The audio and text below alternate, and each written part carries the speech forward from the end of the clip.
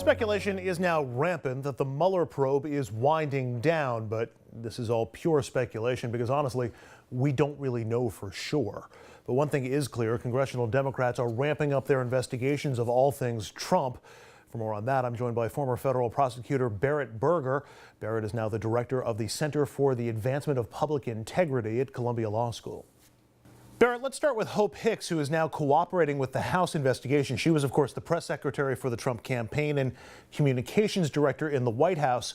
We also know that she had a role drafting the official response to the Trump Tower meeting story. That release said the meeting was only about adoptions. Trump was invited to attend, didn't know who would be there. It's also been reported that Trump himself dictated that statement that was released under his son's name. I guess, Hope Hicks would know exactly what Trump's role was in that statement. If it's confirmed that Trump wrote that, is lying to the press and the American public obstruction? So the short answer is it can be, but it kind of depends on what the context was. Now, just to back up a little bit to talk about Hope Hicks. So, look, she's certainly somebody that will be privy to a lot of the inside information about, how all of these different meetings went down, who knew what, and who was told about the purpose of these meetings. So she's certainly a very valuable witness for them to have come testify. I'm curious what it means, though, when they say she's cooperating, because I think there's sort of different levels of that.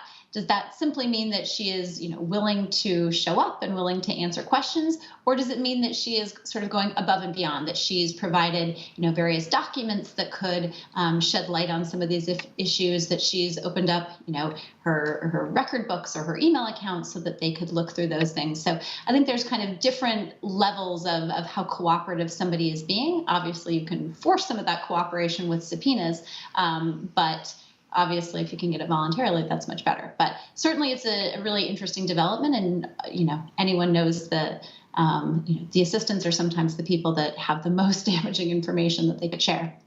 We also know that Hicks was interviewed by the Mueller and his investigators in late 2017, a long time ago in this timeline.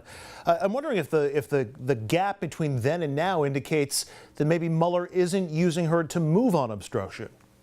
Yeah, it's hard to know what to read into that gap of time. I mean, one reason that it could be explained is sometimes a prosecutor will learn something, but it doesn't necessarily have so much value until they hear it from somebody else.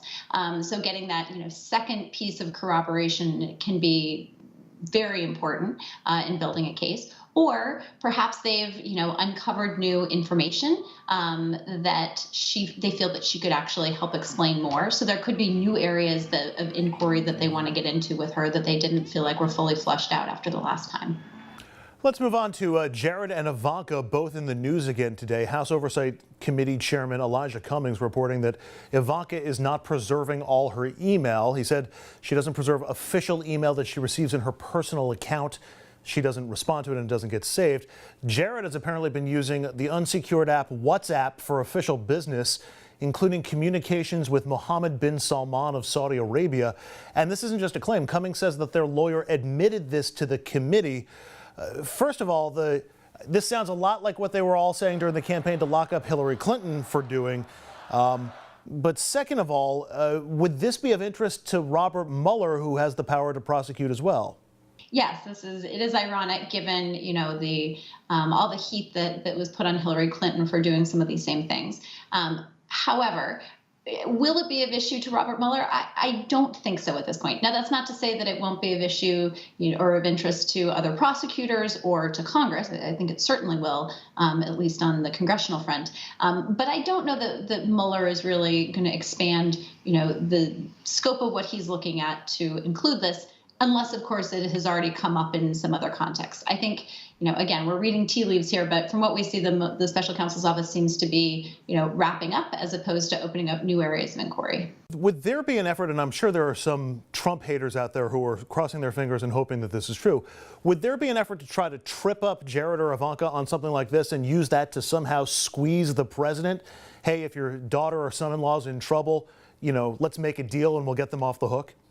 I mean, I would think there would be bigger ways that prosecutors could do that than simply the misuse of email. I mean, as you know, the president's son has been, Donald Trump Jr. has been implicated in a number of these different schemes. He obviously has not been charged with anything yet, but it would seem to me that if prosecutors were looking for a way to sort of put the squeeze on one of the president's children, there would probably be better ways to do that than the email situation. On to Robert Mueller. There, of course, is rampant speculation about when he's going to issue his report. That's actually a bit of an understatement. There were photographers stalking his arrival at the DOJ this morning to take a photo of him in his car as he showed up to work today. Now, he's obviously not under any obligation to update the public on his timeline. And of course, his timeline might even change as his investigation changes. But these delays feel like it's becoming something of a strike against him, at least in the public's eye. Just a personal opinion on your part. Do you think Mueller should update the public on what he thinks his timeline is likely to be? Hey, I don't think I'm going to have a report till the end of April. No, I don't. And I say that because of the way that Mueller has conducted the investigation so far, which is that he doesn't speak. He speaks only through the court papers, and he lets sort of the official record do the talking. So I think it would be in some ways bizarre for him to come out now and provide some kind of an update. Because it also, the date may change depending on how things are developing. This is not necessarily fully in the special counsel's hands, how long this takes. So to the extent that, court deadlines have been moved or, witnesses have to testify in additional trials, that may all affect the timing of the report. So I don't think that he should feel the need to update it. But I also think it's important to put this in context. I mean, the special counsel's office investigation has been going on for around 2 years now. That, in the scheme of things, is actually not a very long time period for an investigation. If you look at some of the other special counsel's office investigations or independent counsel investigations that have happened in the past, they've gone on for a much longer period of time. And I'll just say, even sort of basic criminal investigations, it's not unheard of for them to take several years to come to completion, especially ones that involve so many, wide-ranging targets, indictments charging, foreign individuals, foreign entities. So I think this is actually a very appropriate amount of time. I don't think he has any explaining to do, and I think his explanations for all of his decisions will come in the form of his report. That's a great point, although we are becoming a little bit less patient as a society. So I wonder how those two pressures push at each other. I've been trying to dig in a lot and read on what happens when the report comes in from Mueller. Mueller gives it to William Barr. Barr decides what goes to Congress and what goes public. We know that Mueller is going to tell Barr who's being prosecuted and why, and also who's not being prosecuted and why. One of those people could be Donald Trump. After all, hard to prosecute him. There are rules in place that say you cannot prosecute a president while he's in office, and not because he didn't commit a crime. Is it possible that we would not know that if that's in Mueller's report? Hey, I would have charged Trump, but I can't do it. Is that something we wouldn't know? Should we know? Yeah, I think there is sort of an inherent tension there. So first of all, it's not a rule that a president can't be indicted. What we have is guidance from the Office of Legal Counsel suggesting that there are reasons to counsel against indicting a sitting president. So there's no hard and fast rule about that. However, assuming that the special counsel's office has adopted that guidance and is taking that position, then yes, I think there is a real tension here. If on the one hand, they can't indict the president, and on the other hand, there is also a longstanding DOJ policy not to publicly reveal derogatory information about people that have not been charged with a crime, then you sort of have you're between a rock and a hard place here. The special counsel's office on one hand can't indict the president, and on the other hand can't publicly reveal negative information about somebody who's unindicted. That puts them in a little bit of a catch-22. How does that get resolved? How should that get resolved? I mean, I see what you're saying about that pressure there, but that's information the American public would need to know, isn't it?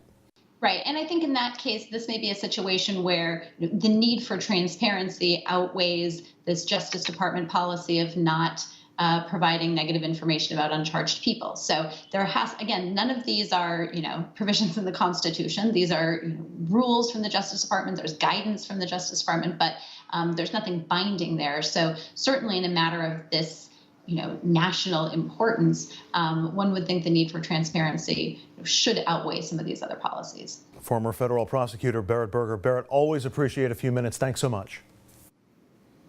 Up next, President Trump goes after John McCain again, and it reminded me of this from our past that I think says it all.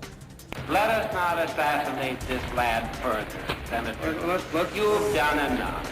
Have you no sense of decency, sir? At long last, have you left no sense of decency?